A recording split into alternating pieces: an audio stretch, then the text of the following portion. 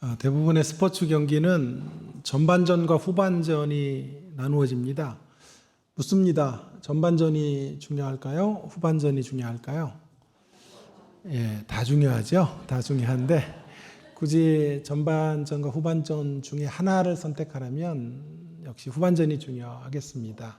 전반전에 골을 먹었다고 해도 후반전에 그것을 만회할 수 있는, 또 역전의 드라마를 펼칠 수 있는 기회가 주어지기 때문에 그렇습니다. 오늘 저의 설교는 전반전이 힘들었던 분들을 위한 설교입니다. 새로운 후반전을 출발하고 싶은 분들, 이 말씀에 큰 위로와 도전이 되기를 바랍니다. 뿐만 아니라 전반전이 나름 괜찮았던 분들, 그러나 그보다 더 뛰어난 후반전, 더 주님 기뻐하시는 후반전을 써내려가고 싶은 사람에게도 이 메시지는 동일하게 권면과 도전이 될 수 있을 거라고 생각합니다.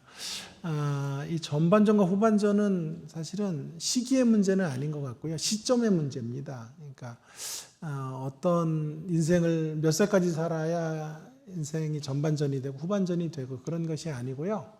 하나님의 역사들을 강하게 체험하는 순간, 나이가 아무리 어려도 그때부터 후반전이 쓰여질 수 있는 것이고요. 살면서 하나님의 역사들을 경험하지 못하면 인생을 오래 살아도 아직 후반전을 써내려가지 못할 수도 있는 것입니다. 오늘 우리가 읽은 이 본문의 말씀, 사실은 악명 높은 비유입니다. 어려워요. 10명의 사람들이 10명의 다른 답을 내놓고 있는 그런 비유이기 때문에 쉽지 않습니다. 저는 오늘 비유를 좀 이 후반전을 새롭게 사는 이야기로 들여다보려고 합니다. 그 결론이 뭐냐 하면, 최종적 결론부터 말하면 후반전을 지혜롭게 사는 길의 최종 결론은 9절에 있습니다. 불의의 제물로 친구를 사귀라.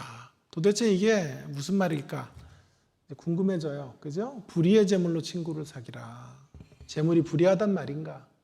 또 돈을 가지고 사귀라 하는 말은 무슨 뜻일까? 알 뜻도 하고 모를 뜻도 한 그런 말씀으로, 만일 제가 설정한 주제, 후반전을 지혜롭게 보내는 문제가 맞이하고 그렇게 후반전을 새롭게 살아가는 이슈가 본문의 핵심 메시지라면 너무 이상한 결론이 아닙니까? 불의의 제물로 친구를 사귀라. 자, 지금은 왜 이런 결론에 도달하게 되었는지 풀 수가 없습니다. 그래서 한 20여 분 정도 혹은 그 이상의 시간 동안 본문의 교훈들을 좀 살펴보는 가운데 본문을 추적해 들어가기를 원하고요. 그리고 그 결론에서 다시 한번 왜 이런 결론이 나왔는지 하는 것을 말씀드리는 방식으로 오늘 설교를 진행해 가도록 하겠습니다. 먼저 오늘 본문 가지고 우리가 첫 번째로 좀 함께 나눠야 될 생각은, 교훈은 이것입니다. 우리의 전반전이 어떠했든지 간에 반드시 신앙의 세계 안에 후반전은 주어져 있다라고 하는 것이 첫 번째 메시지가 되겠습니다. 전반전이 그리 좋은 성적표가 아니었다고 해도 신앙의 세계 안에 있다라는 말은 언제나 후반전을 써내려갈 수 있는 기회가 열려 있다라는 뜻이 되는 것입니다. 오늘 본문의 등장인물은 세 사람인데요. 먼저는 주인이에요. 엄청난 재력을 소유한 주인이 오늘 본문에 보이고요. 그 다음에 청지기, 그 주인의 소유를 맡아서 관리했던 청지기가 또 등장인물이고, 마지막 세 번째 등장인물은 주인으로부터 이제 돈을 빌려간 소작인들이 세 사람의 등장인물로 포진되어져 있습니다. 그 중에 가장 중요한 주인공을 한 사람 픽하라면 뭐 두말할 것도 없이 청지기겠죠. 근데 그 청지기가 1절에 보시면 주인의 돈을, 주인이 맡겨놓고 관리하라고 한 돈을 허비했어요. 이 허비했다라는 말은 지난주에 임원택 교수님을 통해 여러분 들으셨던 설교 본문에 있는 것처럼 13절, 15장 13절에 있는 단어와 똑같지요. 호랑방탕하여 그 재산을 낭비하더니, 낭비했다. 주인의 돈을, 소유를 낭비했다. 허비하고 낭비하는 이야기. 그러니까 긍정적인 이야기가 아니죠. 매우 부정적인 의미로 주인의 돈을 잘못 활용하거나 혹은 개인의 사리 사욕을 위해서 주인의 돈을 쓰게 된 것 같아요. 그게 주인에게 알려지게 되었고 주인은 너무 화가 났습니다. 그래서 그 사람을 해고 통보를 하게 된 것이지요. 그랬더니 이 청지기가 한탄을 하지 않습니까? 이제 나는 끝이로구나. 뭘 해서 먹고 사나. 기운이 있어야 막노동이라도 할 텐데 하면서 탄식하고 있는 구절이 오늘 본문에 소개되어져 있습니다. 여기까지가 전반전입니다. 그의 전반전 적어도 한 7절 정도까지의 이 청지기의 전반전은 낙제 점수 F학점에 가깝다라고 말할 수 있겠습니다. 이런 모습으로 쭉 산다면 그는 패가망신할 것이고 그의 성적표는 끝내 F가 되고 말 것입니다. 자, 그래서 이 사람에 대한 평가를 오늘 성경 여러분 보시면요. 제일 위에 그 비유의 제목을 이렇게 잡았지요. 여러분의 성경. 존말할 때 좀 보세요. 여러분의 성경 보시면 옳지 않은 청지기 비유 주로 그렇게 써 있죠. 예? 대부분의 성경에 이제 주제를 옳지 않은 청지기 비유라고 정했는데요. 이유가 있지요. 그만큼 전반적으로 이 청지기가 옳지 않은 일을 행했다. 주인의 돈을 낭비했고 허비했다. 그런 이유 때문에 옳지 않은 청지기 비유라고 말하는 거예요. 그런데요, 이 전반전으로 끝나는 게 아니고요. 오늘 이야기는 후반전이 또 쓰여지고 있는 것을 말해주고 있죠. 8절에 보시면 이런 전반전을 뒤집어 엎는 새로운 후반전의 이야기가 여기 기록이 되어져 있습니다. 8절을 한번 보십시다. 8절에 주인이 옳지 않은 청지기가 이를 지혜롭게 하였으므로 칭찬하였으니 이 세대의 아들들이 자기 시대에 있어서는 빛의 아들들보다 더 지혜로움이니라. 여러분 보세요. 불의한 청지기였던 것 같은데 8절에 가면 그를 옳은 청지기 혹은 지혜로운 청지기라고 말하고 있죠. 그죠? 우리 이걸 다 존중해야 된단 말이에요. 그래서 이런 타이틀이 과연 옳을까? 여러분의 성경 위에 성경 학자들이 적어놓은 옳지 않은 청지기 비유라는 말이 정말 사실일까라는 질문이 생겨지게 되는 거예요. 그래서 제가 아까 이 비유가 쉽지 않다. 결코 쉬운 비유가 아니다라고 말씀드리는 이유입니다. 저는 어떻게 보냐 하면 저의 견해는 여러 가지 갑론을박이 있지만 저의 견해는 7절까지는 옳지 않은 청지기였으나 8절에서 옳은 청지기로 바뀌었다. 제 이야기를 하는 게 아니라 성경이 가는 대로 가야 되잖아요. 그죠? 성경이 가는 대로 가면 7절까지는 옳지 않은 모습이 보이지만 8절에서 주인이 지혜롭다고 했으니까 주인의 평가를 액면가 그대로 받는다면 바뀌었다라고 말할 수 있겠죠. 자, 어떻게 바뀌었을지에 대한 이야기는 궁금하죠? 좀 궁금해 하셔야 돼요. 표정을 좀 궁금해하는 표정을 지어야 되는데 어쨌든 자, 저만 궁금해요. 어쨌든 그러나 그 이야기는 조금 이따 하기로 하고 이 구조 속에서 우리는 한 가지 신앙의 세계가 어떤 세계인지를 배우게 됩니다. 신앙의 세계에는 8절이 있다는 거예요.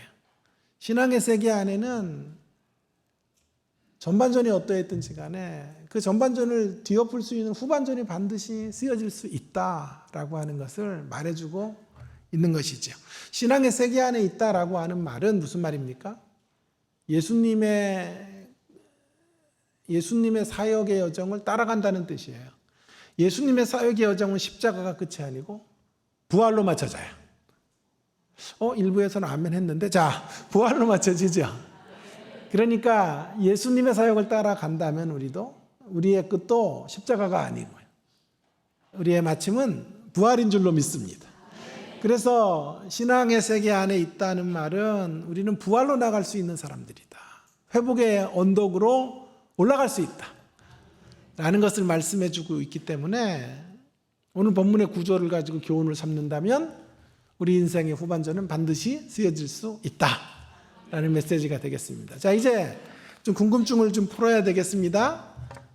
이제 제가 질문하고 싶은 건 도대체 주인의 돈을 자기 마음대로 써가지고 해고 통지를 받았던 이 청지기가 갑자기 무슨 일을 했길래 주인에게 칭찬을 받게 되고 위기를 모면하게 되었을까? 우리 궁금하죠?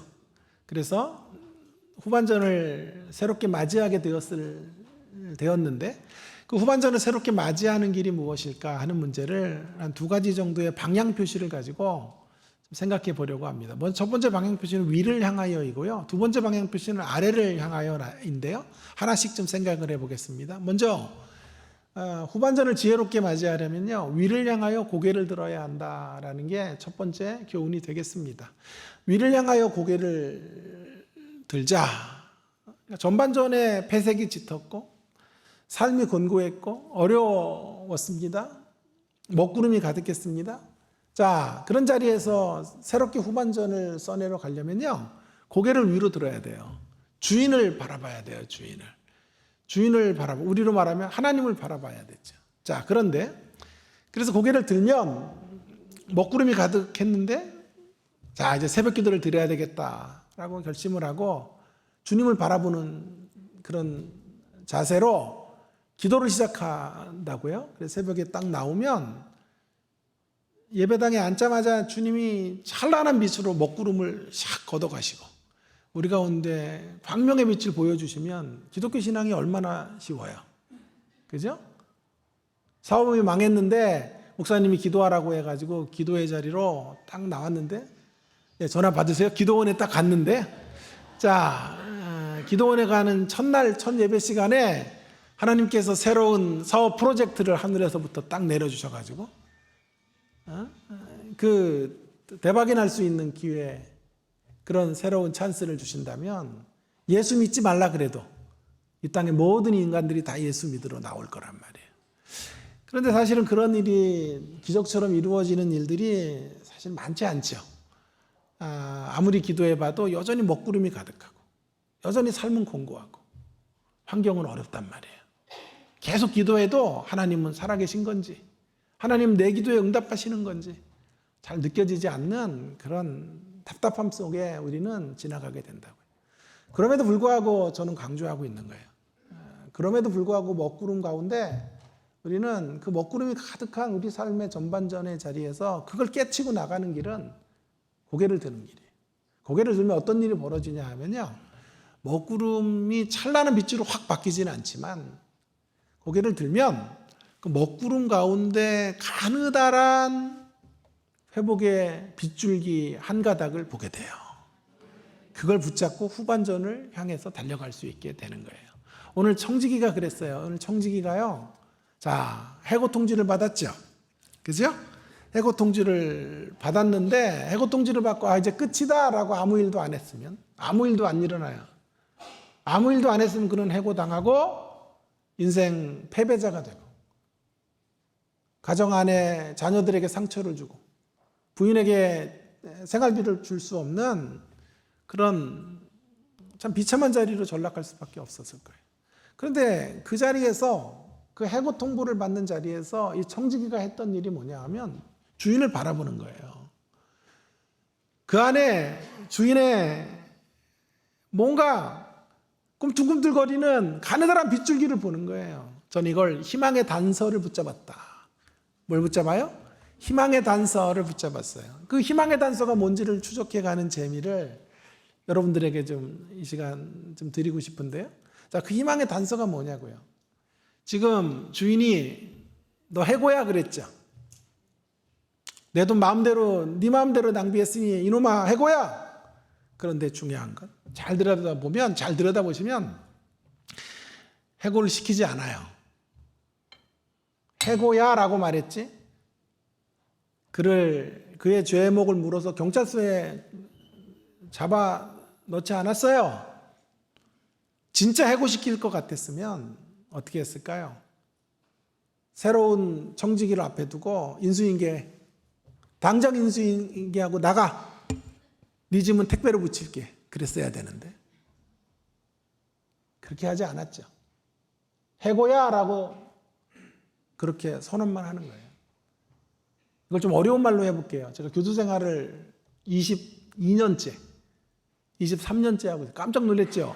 나이가 지금 40도 안 돼 보이는데, 우리 이 목사님보다 젊어 보이는데 22년이나 교수 생활 뻥치는 거 아닌가. 어느 한전이라고 제가 거짓말을 하겠어요. 23년째예요. 18살에 교수 돼가지고. 또 설교 끝나고 또 물어봐. 진짜 40이세요? 환장해 진짜. 여러분 22년 교수 생활을 하고 그랬으니까 저도 좀 고급진 단어를 써야죠. 다들 고급진 단어들 쓰고 갔죠? 인간들이. 그랬으니까 저도 좀 써야죠. 이런 경우를 뭐라고 말하는 걸까요? 이렇게 해고 통보를 하고 실제로 해고를 시키지 않는 이런 걸 뭐라 그래요? 어려운 말로 쓸게요. 으름장이라 그래요. 으름장. 너무 어렵고 너무 고급진 단어 아닙니까? 으름장을 놓는 거예요. 으름장. 으름장을 놓았지 해고를 시키지 않는, 거기서 희망을 보는 거예요. 아, 주인의 이 해고 통보는 해고시키려는 마음이 없구나 라는 걸 깨닫게 되는 거예요. 그거 붙잡고 일어서는 거예요. 그 안에 주인의 사랑과 주인이 갖고 있는 배려를 보는 거예요. 이 애물단지야, 왜 이렇게 살아? 정신 차려! 라고 말하는 거예요. 정신 차려라는 말은 한번 잘해보자! 이런 말이에요. 아들 녀석이 너무 속을 세게 해요. 아버지가 너 이렇게 살려면 호적 봐서 독립해라. 그 아버지가 돈이 많다면 그 아들에게 돈 안 물려줄 거예요. 기업체를 운영한다면 너 같은 녀석에게 난 기업 안 줘. 정신 차리라는 얘기예요. 근데 그 이야기는 진짜 호적 봐서 진짜로 부자지간에 결별을 선언하자라는 뜻이 아니죠. 정신 차리라는 얘기지. 너를 통하여 새로운 일을 좀 하고 싶다는 얘기예요. 그래서 호적 봐서 나가 그렇게 살려면 이야기하고 있는 거예요. 자, 철들어라 이런 얘기예요. 지금 오늘 주인이 실수하고 의도적으로 주인의 돈에, 주인의 물질에 손해를 끼친 이 청지기를 향하여 말하고 있는 거예요. 다시 회복의 언덕으로 나아가자라고 말하고 있는 거예요. 여러분, 그런 면에서 이 주인은 우리 주님의 모습을 담고 있는 거예요. 여러분, 설교가 뭐냐라고 저에게 묻는다면 저는 하나님의 글자 이면에 흘러가고 있는, 표피에 흐르는 것 이면에 있는 하나님의 마음을 느끼게 하는 게 설교예요. 그래서 좋은 설교는 어떤 설교냐? 오늘 설교를 통해, 교수님 설교를 통해, 목사님 설교를 통해 하나님의 절절한 마음을 느끼게 되었습니다. 라면 좋은 설교예요. 자, 오늘 본문에 이 주인을 통해 우리의 하나님을 우리는 발견할 수 있어요. 하나님의 모습을 엿보이게 하는 주인이죠. 해고, 통보를 하지만 해고시키지 않는 주인의 모습. 그분이 우리 하나님이 아니세요? 우리 늘 곁길로 가고 늘 불충하고 하나님을 인내케 하는 존재예요. 반듯하게 주님 앞에 잘 서지 못하는 존재들이에요. 늘 갈짓자 걸음을 걷는 그런 인생들. 그러나 주님 우리를 한 번도 버리지 아니하시고 폐허의 잿더미 속에서도 부르터기를 남기시는 은혜로 함께 하시고 늘 으름장만 놓으세요. 그렇게 살면 가만 안 둬? 왜 맞을 줄 알아? 그러나 실제로 심판의 자리로 우리를 떨어뜨리진 않으시고 으름장 또 으름장 또 으름장만 놓으시는 하나님. 이 면에서 오늘 본문의 주인보다 우리 하나님은 훨씬 더 은혜로운 분이에요. 이 주인은 만약에 잘해보자 라고 했는데 으름장을 놨는데 행실을 안 고치면 바로 퇴출이에요. 바로 자를 거예요.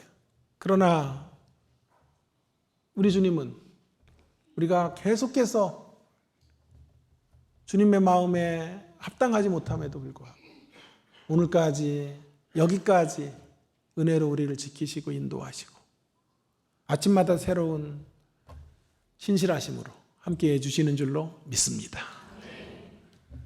자, 이 은혜를 붙잡고 먹구름 가운데 있는 가느다란 은혜의 빗줄기를 붙잡고 후반전을 향해 나아간 거예요. 우리도 그렇게 살아가야 돼요. 하나님 우리 인생에 흥을 깨는 것 같지요, 때때로. 하나님 계시다면 왜 저에게 질병을 주세요? 하나님 나를 이렇게 사랑하신다면 왜 가정이 이렇게 힘들어졌어요? 내 사업을 왜 안 지켜주세요? 때때로 하나님이 내 인생에 흥을 깨고 들어오시는 것 같을 때. 그러나 그 안에 잘 들여다보시면 그 안에 꿈틀대는 하나님의 사랑이 있다는 것을 붙잡으시고 다시 회복의 언덕으로 당당히 걸어 나가시는 영광의 모든 주의 백성들 되기를 주의 이름으로 축원합니다. 여러분, 자, 이제 조금 더 깊은 세계로 좀 들어가 볼게요. 자, 위를 향하여 고개를 들자 그랬죠. 그러나 고개를 들어도 여전히 먹구름이 가득할 것이니까 좌절하지 말고 그 먹구름 속에 있는 가느다란 빗줄기를 응시하며 나아가자. 그런 후반전을 쓸 수 있다고 말했어요. 그런데 그 후반전의 결과가 어떤 것인가가 중요한 대목이에요. 후반전. 여러분, 하나님이 나에게 후반전을 주신다라는 말을 어떻게 적용할 것인가가 매우 중요해요. 이런 식으로 적용하면요, 제가 오늘 사기치고 가는 설교자가 돼요. 후반전 주신다고 난 믿습니다 하고 나가는데, 내 후반전에 하나님이 내가 원하는 것 다시 복원시켜 주시고, 내가 잃어버렸던 거 2배로 갚아주시고, 내가 쟁취하고 싶었던 거 다시 내 손에 쟁취할 수 있게 해주시는 후반전을 주시겠거니 라고 적용하신다면 여러분 기독교 신앙에 대한 배반감을 느끼게 될 거예요. 여러분, 저는 그런 후반전을 약속하고 있지 않아요. 물론 때때로 하나님이 그런 후반전, 기적 같은 후반전 주실 수도 있어요. 여러분이 생각하고 있는, 여러분이 획득하기를 원하는 것들을 두 손에 선물꾸러미 위로 안겨다 주는 후반전 되게 하실 수도 있어요. 그러나 언제나 그렇지는 않다는 말이에요. 그렇다면 어떤 사람들에게는 후반전이 주어지지만 어떤 대다수의 사람들은 후반전이 없다고 말할 수밖에 없어요.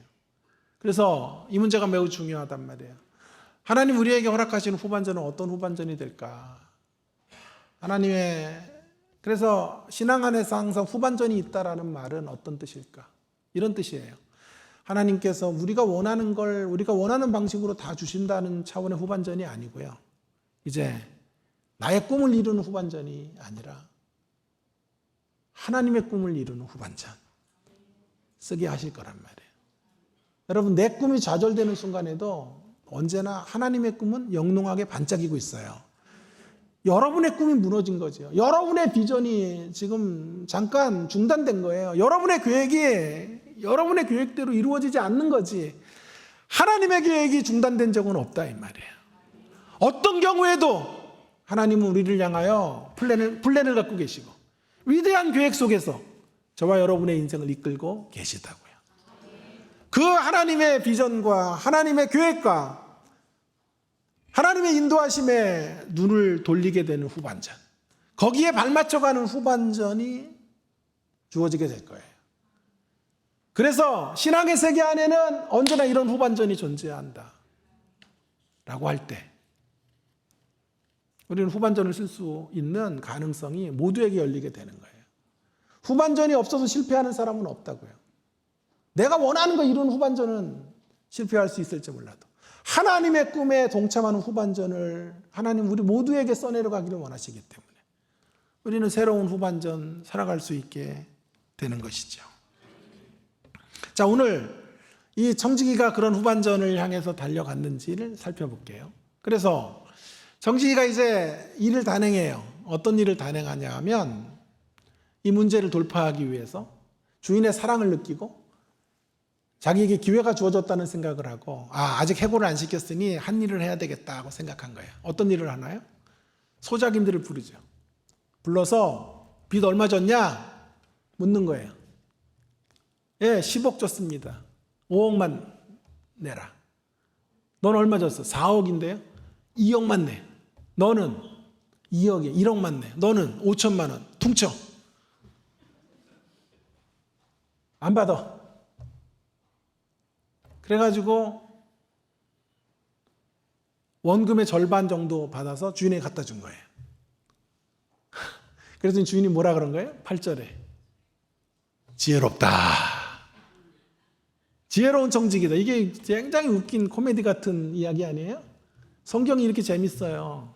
나 혼자 재밌어 오늘. 자, 성경이 이렇게 재밌는 책이에요, 여러분. 이게 도대체 말이 되는 이야기냐고. 이런 못된 청지기가 어디 있어요?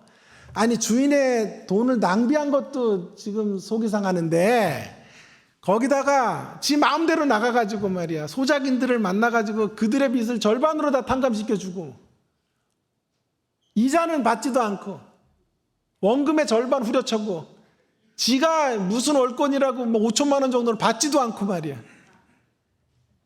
내가 주인 같으면 이런 무례한 놈이 있나? 너 진짜 감옥살이 좀 해야 되겠다. 고소고발할 것 같은데 이상하죠? 주인이 오늘 지혜롭게 행했다. 너무 지혜로운 행동을 했다고 칭찬해 주는 거예요. 왜 그랬을까요? 어때요? 궁금하죠? 이게 예? 이게 하이라이트라니까. 자, 너무 궁금한 이야기인 거예요.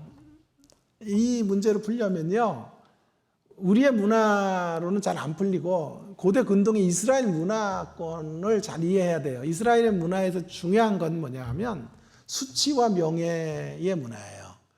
수치를 받는 것, 목숨을 잃는 것보다 더 치욕스럽게 여겨요. 명예를 얻는 것, 어떤 부나 뭘 얻는 것보다 가장 중요한 최고 높은 가치가 명예를 얻는 거예요. 자, 보세요. 명예를 이렇게 중시한단 말이에요. 돈보다 중요한 게 명예예요. 수치스럽게 되지 않고 명예롭게 되는 거예요. 보세요. 빚을 처음 소작인들이 빚을 빌려갈 때 주인으로부터 왜 빌려갔어요? 경제적으로 어려우니까 빌려갔죠. 빚을 빌려주니까 돈을 빌려주니까 너무 고마웠겠죠. 근데 못 갚게 되니까 어떻게 돼요? 소작인들의 마음속에 이런 생각이 드는 거예요. 괜히 돈을 빌려줘가지고 말이야. 못 갚게 만들어. 그러면서 이자가 쌓이니까 주인에 대한 불편한 심기가 생기는 거예요.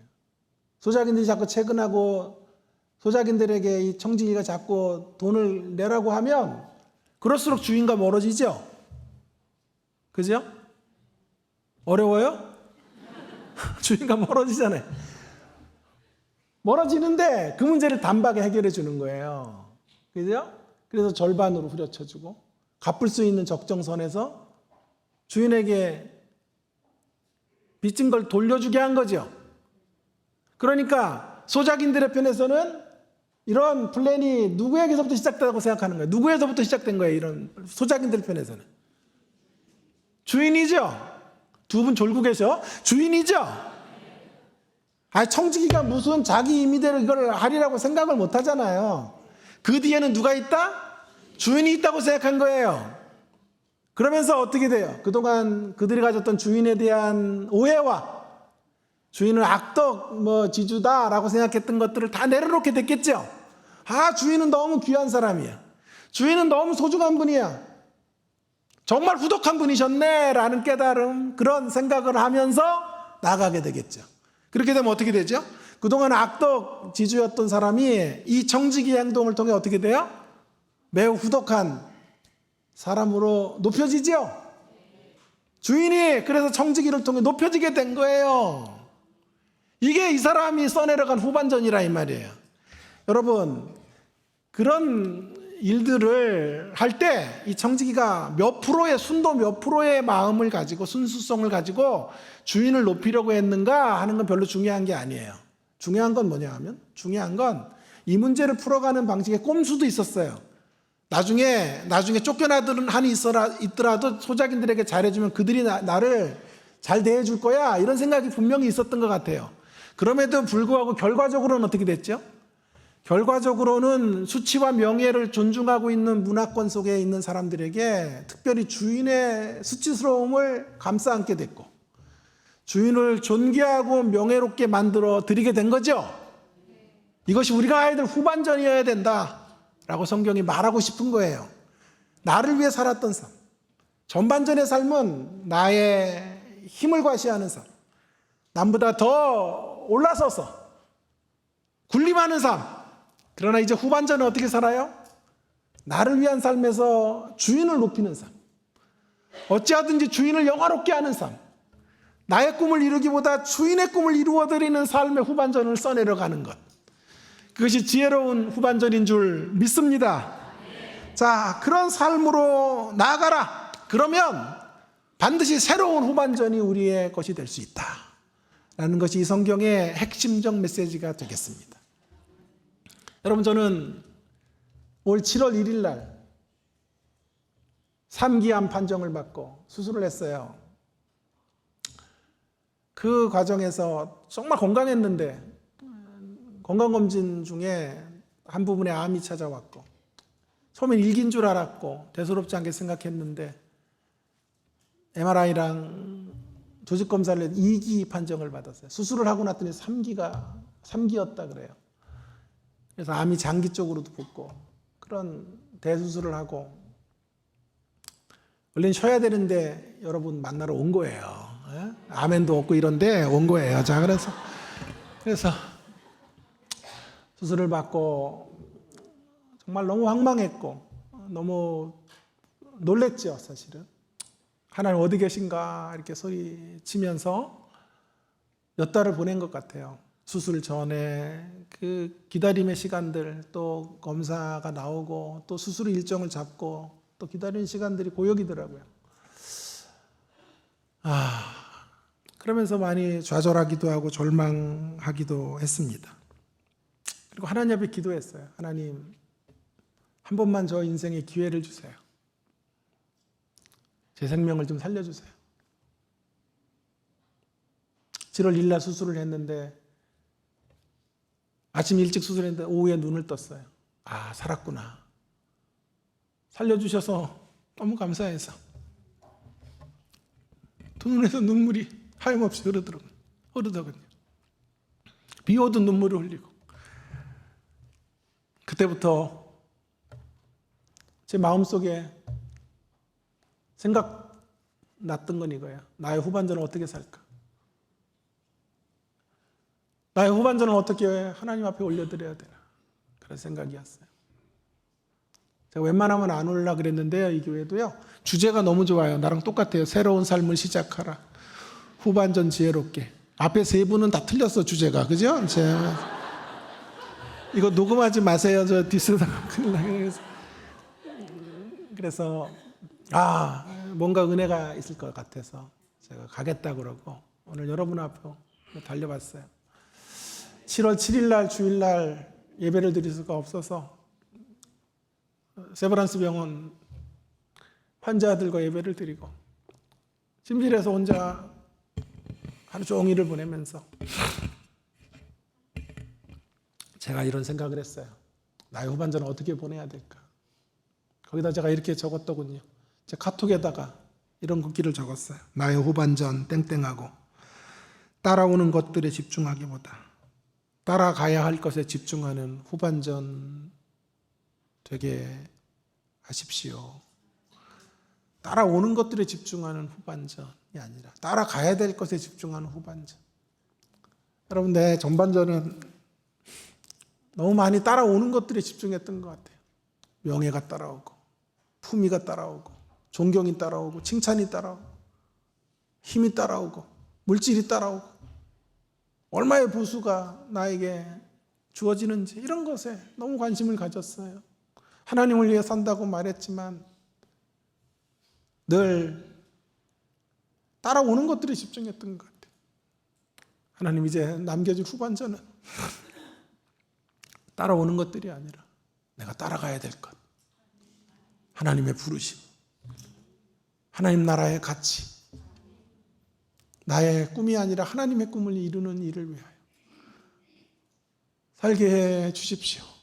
아주 순수하게, 참으로 진실되게, 참으로 신실하게 이 길을 걷겠습니다. 18일 동안 가평 우리마을이라는 힐링센터에서 분당 우리교회에서 하고 있는 18일을 보내면서도 계속 저의 물음은 이거였어요. 주님, 어떤 후반전을 살아야 합니까?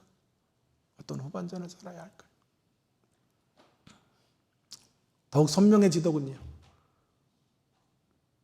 내가 따라가야 될 일이라면 손해가 되더라도, 명예를 잃는다고 해도, 물질이 따라오지 않는다고 해도,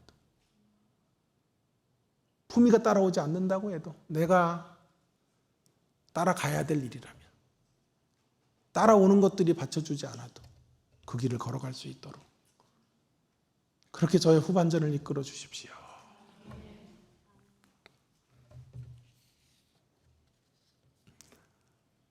이런 후반전 저와 함께 살아내시는 여기 모인 모든 주의 백성들 되기를 주의 이름으로 축원합니다.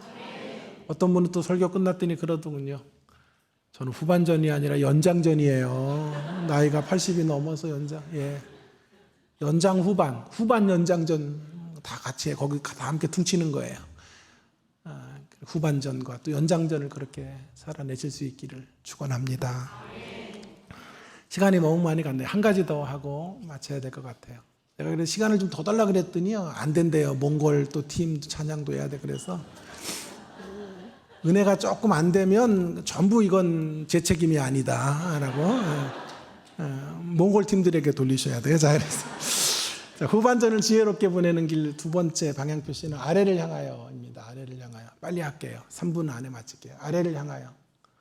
여러분, 이 청지기가 고개는 위를 향해 들었죠. 그러나 실제로 걸어간 자리는 아래를 향해 내려갔죠. 이게 지혜로운 후반전의 길이에요. 아래를 향해. 아래를 향해 갔다는 건 뭐예요? 자기가 어려워지니까 생각이 나는 거예요. 어려운 사람들이 생각나는 거예요. 전에는 그저 빚을 받아내야 될 대상들이었는데 이제 그 빚에 허덕이고 있는, 주인에게 어떤 이유로 빚졌든지 간에 그 빚을 갚을 수 없는 경제적인 어려움 속에 있는 사람들을 돌아보게 되는 거예요. 그래서 그들의 자리로 내려가는 거예요. 그들의 자리에 애환이 무엇인가, 그들이 갖고 있는 고뇌와 아픔이 어떤 건지를 되돌아보면서 그들의 어쨌든 빚을 탕감시켜주고 그들이 원금을 갚을 수 있는 그런 길들을 마련해야 되겠다고 생각하는 거예요. 자신과 같이 어려운 처지에 놓인 사람들의 아픔을 돌아보는 자리로 나아간 거죠. 아래로 내려간 거죠. 그래서 어떤 이는 이 사람의 모습 속에 상생의 모습, 나눔의 자리, 화해의 중보자가 되는 자리로 나아갔다고 말하고 있어요. 화해의 중보자가 됐죠. 주인과 소작인 사이에 긴 터널이 있고 긴 구렁이 있죠. 건너갈 수 없는 그런 다리, 그 긴 간격이 있었죠. 그 간격에 다리를 놓았어요. 그죠? 소작인들은 주인을 못된 사람으로 취급했고, 주인은 그 소작인들이 빚을 안 갚아주니까 아주 게으른 놈들, 편견을 갖고 있었는데 그 둘이 화해할 수 있도록 만들어주니까 청직이었죠. 이런 일을 해야 된다는 말이에요. 후반전, 전반전은 군림하고 살고 지배하고 살았고 더 높은 힘과 권력과 명예를 추구하며 살았다면, 이제 우리의 후반전, 아니 연장전은 섬김의 자리로 나아가란 말이에요. 내가 힘들어 보니까 힘든 사람이 보이더라고요. 내가 암성기가 되니까 암으로 고통당하는 사람들, 건강을 잃어버린 사람들이 얼마나 힘든지를 알게 되겠더라고요. 그래서 그들의 아픔이 보이는 거예요. 그래서 그 자리로 내려가는 거죠. 더욱 겸손하게 힘든 사람들, 가슴이 아픈 사람들을 돌보는 자리, 청지기의 자리로 아래로 내려가는 삶. 그래서 진정한 평화의 통로가 되는 삶, 그 삶을 살아가는 것이 저의 후반전이어야 되고 여러분의 후반전이 되어야 되는 줄로 믿습니다. 아래로 내려가서 나의 도움이 필요한 사람들과 더불어 살고 생태의 가치를 소중히 여기고 내 것을 누리는 데만 혈안이 될 것이 아니라 함께 나누는 일에 내가 쓰임받게 되는 후반전 되기를 간절히 바랍니다. 이제 12시가 됐네요. 1분만 더 할게요. 자, 이제 결론의 이야기를 다시 서두에서 시작했던 결론으로 돌아왔습니다. 이제 한 30분 정도 여러분들과 여행을 했기 때문에 이제 결론은 풀을 수 있어요. 이 비유의 최종 결론이 뭐라고요? 불의의 제물로 친구를 사귀라. 왜 이런 결론이 이르게 되었는지 이제 이해가 되실 거예요. 자, 오늘 오해하면 안 돼요. 이 본문의 말씀을. 불의한 제물로 친구를 사귀라 하는 말이 오해가 되면 안 됩니다. 제물이 불의하다라는 뜻이 아니에요. 불의의 제물이라고 하는 말은 이런 뜻이에요. 제물이 악한 게 아니에요. 경제 행위를 하지 말라든지 돈을 많이 버는 걸 죄악시하라는 뜻이 절대로 아니에요. 돈을 싫어하는 사람이 어디 있어요? 돈 없이 또 어떻게 살아요? 그런 얘기를 하는 게 아니고요. 이 세상이 죄악 가운데 있단 말이에요. 세상이 불의하단 말이에요. 근데 불의한 세상을 지배하는 핵심은 물질이에요. 불의한 세상의 중심에는 물질이 있다고. 우리가 슬퍼하고 괴로워하고 갈등하는 그 대부분 한 3분의 2 이상이 다 물질의 문제죠. 그죠? 그래서 이 불의한 세상의 거대한 중심에는 재물이 있는 거예요. 재물. 물질의 문제가 있는 거예요. 물질 자체가 죄악이 아니고, 물질을 버는 게 문제가 아니고, 불의한 세상을 지배하는 중심에 물질이 있다라는 거예요. 근데 그 물질 가지고 우리의 사명이 있다고 말하는 거예요. 사명이 뭐냐 하면 뭐죠? 친구를 사귀어야 돼요. 그 말은 무슨 말입니까? 이 세상의 가장 중요한 가치를 가지고, 이 세상 사람들이 제일 중요하다고 여기고 신자들조차도 가장 중요하게 여기는 가치를 다 투자해서 해야 될 일이 뭐냐 하면 사람을 사귀는 거예요. 사람을. 한마디로 다른 성경으로 말하면 사람 낚는 어부가 되는 거예요. 사람 낚는 어부가 돼요. 자, 목표는 뭐예요? 목표는. 그래서 내 꼬복 만들면 안 돼. 내가 밥 사주고 선물 주고 해가지고 내 앞에 무릎 꿇어. 내가 하려는 것 다 순종해. 내 꼬복 만들면 안 되고요. 목표가 뭐죠? 그래서 그 사람을 주님의 사람이 되게 하는 거예요. 주님과 화해하게 하는 거예요. 죄악 때문에 주님과 멀어졌던, 그래서 주인과 반목과 질시의 관계 가운데 심판받아 마땅한 자리에 놓여졌던 사람들, 우리들이 그 중간에 서서 중보자가 되고 화해자가 되고 평화의 통로가 되어 끊어진 다리를 이어줘서 그들이 주님의 참 자녀가 되게 하는 일, 주님의 사랑받는 백성이 되도록 만드는 일, 그 일에 쓰임받는 삶, 그것이 복된 후반전이란 말이에요.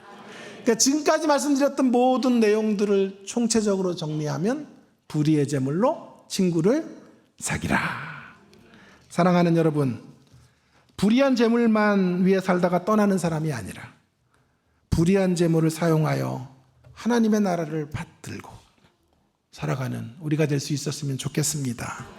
그것을 위해서 늘 고개를 위로 들고 하나님의 비전을 이루는 생애, 그 발걸음으로 걸어가시기를 부탁드립니다. 또한 아래로 내려가십시오. 겸손히 허리를 수그리고 힘들고 어려운 사람들의 아픔을 돌아보며 그들을 끌어안는 그런 멋진 후반전, 종반전, 연장전을 살아내시는 영광의 모든 성도님들 되기를 주의 이름으로 축원합니다. 축원합니다. 축원합니다.